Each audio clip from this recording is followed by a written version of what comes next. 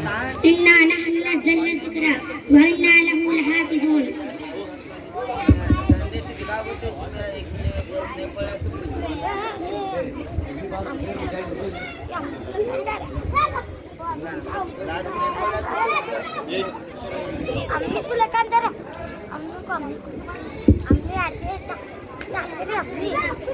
जनाब सदर मुअज़्ज़ज़ सामईन, आज मुझे जिस मौके पर लब कुशाई का शर्फ हासिल हो रहा है वो है कुरान मजीद की अहमियत।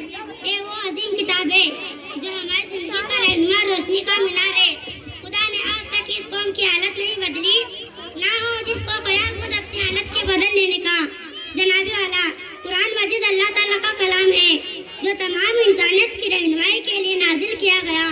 ये किताब सिर्फ अल्फाज का मजमून नहीं बल्कि एक ऐसा दस्तूर हयात है जो हमें हर पहलू की रहनुमाई करता है।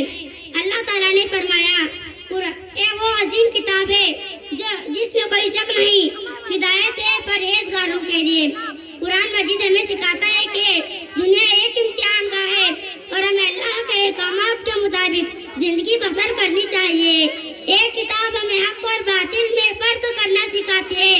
जैसा कि एक शायर ने कहा, पर कुरान है पैगाम खुदावंदी है, यही चिराग हिदायत है रोशनी के लिए।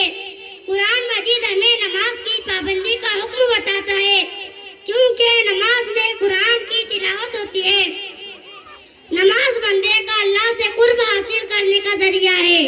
हमें चाहिए कि कुरान को सिर्फ पढ़ने तक महदूद ना रखे बल्कि इसे सभी और अपनी जिंदगियों में नाफिज करें।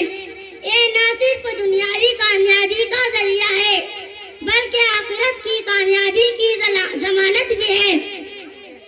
अल्लामा इकबाल ने क्या खूब फरमाया है, वो मुअज़्ज़ज़ थे ज़माने में मुसलमान हो